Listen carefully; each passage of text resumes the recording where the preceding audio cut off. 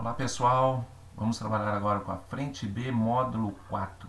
Então nós vamos dividir esse assunto em dois vídeos. O primeiro vídeo trabalhando com os quadriláteros notáveis e suas classificações. Já no segundo vídeo já trabalhamos com os polígonos regulares e a questão dessas figuras inscritas e circunscritas nos círculos. Então aqui nós vamos trabalhar agora com a figura do trapézio, lembrando que o trapézio é uma figura que possui dois lados paralelos que chamaremos então deles de bases. Nós temos algumas classificações do trapézio. O primeiro, trapézio isósceles, em que os lados não paralelos são congruentes e os ângulos das bases, cada base maior, são congruentes e da base menor são congruentes sempre, logicamente, entre si. Já que o trapézio retângulo, que é um dos lados, ele é perpendicular às duas bases. E o trapézio escaleno, em que os lados não paralelos não são congruentes, e nenhum ângulo interno ele é reto. Então nós temos a caracterização aí de que os ângulos internos desse trapézio escaleno são todos diferentes entre si. Então uma importante propriedade que nós temos aqui é a questão no que eu tenho um trapézio e nós temos ali os chamados pontos médios MN nos lados que não são paralelos. Então ele vai formar uma nova base, correto? Bom, o que significa este MN? Este MN é um segmento. Esse segmento ele vai ser a média aritmética entre a base maior e a base menor. Então o tamanho desse segmento vai ser o tamanho da base maior mais o tamanho da base menor dividido por 2. Já no paralelogramo, nós temos então um quadrilátero que possui os lados opostos paralelos entre si. Temos algumas propriedades, Os ângulos opostos eles são congruentes, Os ângulos consecutivos, então o AD, o ângulo D com o ângulo C, o ângulo B com o ângulo C, eles são suplementares, ou seja, a soma deles fecha sempre 180 graus. E as diagonais dessa figura do paralelogramo se cruzam no meio, um ponto médio. Já o retângulo, eles são paralelogramos que possuem todos os ângulos retos, ou seja, todas as propriedades válidas para os paralelogramos são válidas também para o retângulo, com a única diferença que neste caso do retângulo, as diagonais elas são de mesmo tamanho. O losango, nós temos então, também são paralelogramos, que possuem todos os lados congruentes. Então, valem todas as propriedades dos paralelogramos, agora com a característica que as suas diagonais elas são perpendiculares e são bissetrizes dos ângulos internos. Aqui nós temos a figura do quadrado, O quadrado nada mais é que um paralelogramo que possui todos os lados e todos os ângulos congruentes, e todos os ângulos retos, Então eu posso dizer que o quadrado é um paralelogramo? Sim. Posso dizer que o quadrado é um retângulo? Sim. Posso dizer que o quadrado é um losango? Sim também. Todas as propriedades vistas para esses quadriláteros valem também para a figura do quadrado. Então, olha aqui um diagrama que vai mostrar exatamente o que a gente citou agora, Que todo retângulo, quadrado e losango, eu posso chamar ele de paralelogramo. Todo quadrado, posso chamar ele de retângulo. Então, daqui um pouquinho nós vamos ver uma questão que vai exatamente ser trabalhada em cima dessa figura que aí está. Nós temos a figura do polígono, que nada mais é que uma figura geométrica formada por segmentos de retas, E aí a gente liga esses segmentos e vai formar a figura no final do polígono. Este polígono que a gente está aqui no desenho do esquerdo, do lado esquerdo, nós temos 6 lados e ele é chamado de um hexágono, E a nomenclatura, o nome dos polígonos é sempre associado ao número de lados ou o número de vértices, também é a mesma coisa que essa figura tem. Então nós temos 8, é um octógono, nós temos 20, é um icoságono, e assim por diante. Muito importante, né, identificar o que é um perímetro de um polígono, nada mais é do que a soma das medidas dos seus lados. Então, se nós temos aqui no desenho, né, como B é a base, H é a altura, o perímetro dessa figura vai ser dado por 2 vezes a base mais 2 vezes a altura. E esse perímetro, normalmente, a gente chama de 2P. E o semiperímetro é a metade, né? Ou seja, apenas a soma da base com a sua altura. Então vamos trabalhar alguns exercícios, né, que nós temos aí.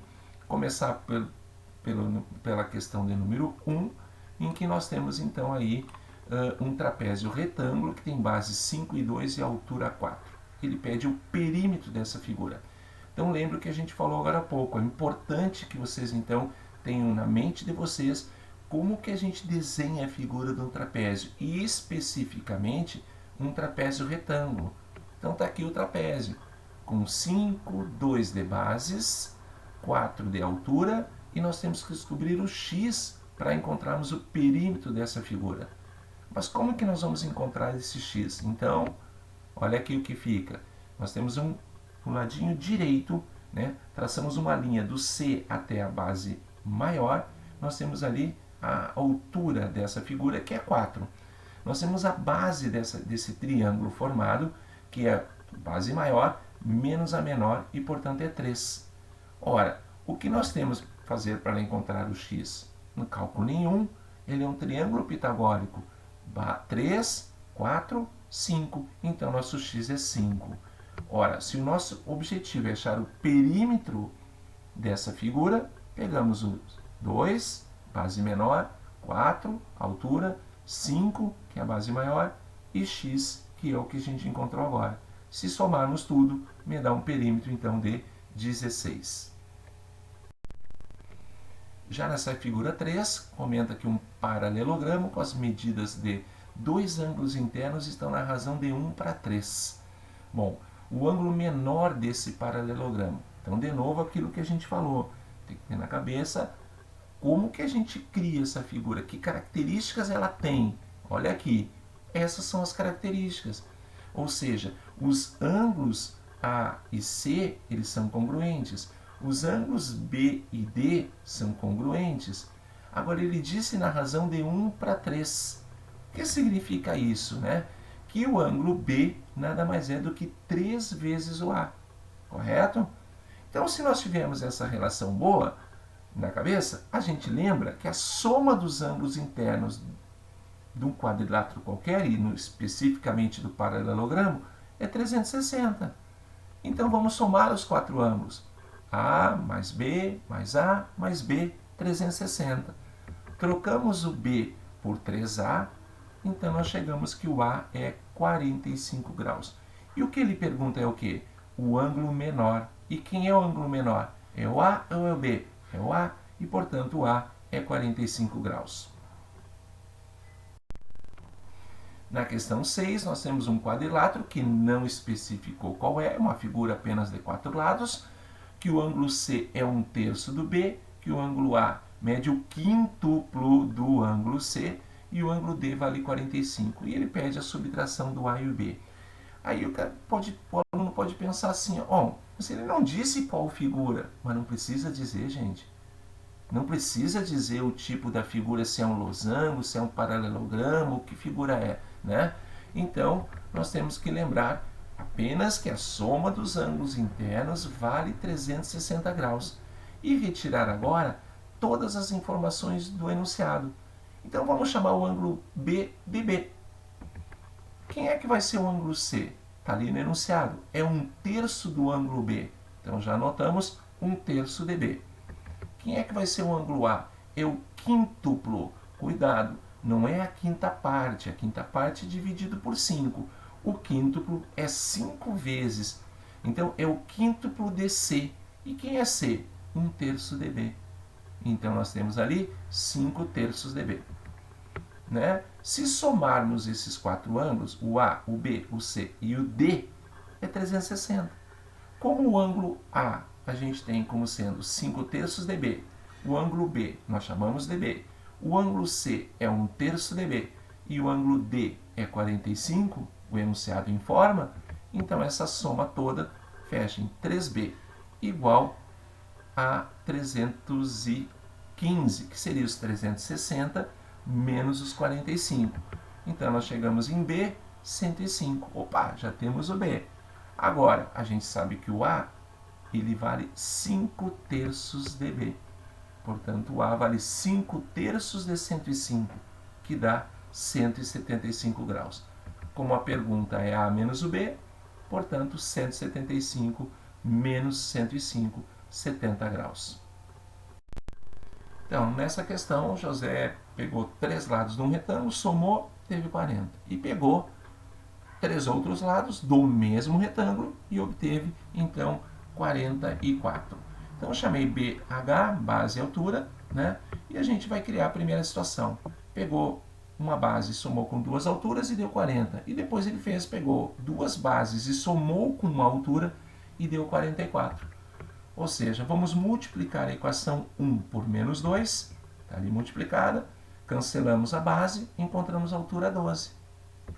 Ora, substituindo 12 em qualquer uma das equações, encontramos a base, então, 16. Como ele pede o perímetro, que nada mais é que 2 vezes a base, mais 2 vezes a altura, chegamos então em 56. Então aqui nós temos uma questão teórica, né? Se lembrar desse diagrama facilita bastante, ou tu vai ter que lembrar das características das figuras, né? Então começar com as características do retângulo, né? Que tu verifica claramente que todas as características que o retângulo tem, o paralelogramo também tem. Então eu posso dizer que todo retângulo ele é um paralelogramo. Então é verdadeira essa afirmativa. Né? Na figura do quadrado, todo quadrado ele é um retângulo. Pelo diagrama vocês podem notar que sim. E pelas características aqui representadas, sim também. Então é verdadeiro. Já na figura do losango, né, por ali a gente identifica que não temos todos os losangos sendo quadrados. Né? Então pegamos um exemplo. Né? Se tivermos um losango em que os ângulos opostos, por exemplo, o ângulo A e o ângulo C é 30 graus. Beleza. E o ângulo B e o ângulo D, ele é 150. Ou seja, ele não pode ser chamado de um quadrado. Perfeito? Então essa afirmativa ela é falsa. Essa aqui sim, essa aqui é uma questão do Enem, muito interessante. É uma questão que a gente tem que prestar muita atenção na resolução dela. Então nós temos aqui um espaço retangular de 14 por 11,5 e nós vamos plantar maçãs, né? Maçãs, isso, mudas de maçãs. Só que eu não posso ter, eu tenho um espaçamento mínimo de 3 metros entre as laterais. Então notem o desenho em azul, é ali que eu tenho que plantar as maçãs, as mudas, né?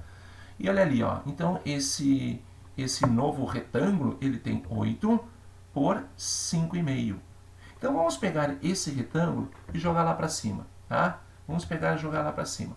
E jogando lá para cima, a gente dividiu ele em 3, 3 e 2 e dividimos ao meio esse retângulo na questão da altura dele. Notem, agora eu vou plantar. Então eu vou plantar uma maçã aqui, uma maçã aqui e uma muda de maçã aqui. Beleza.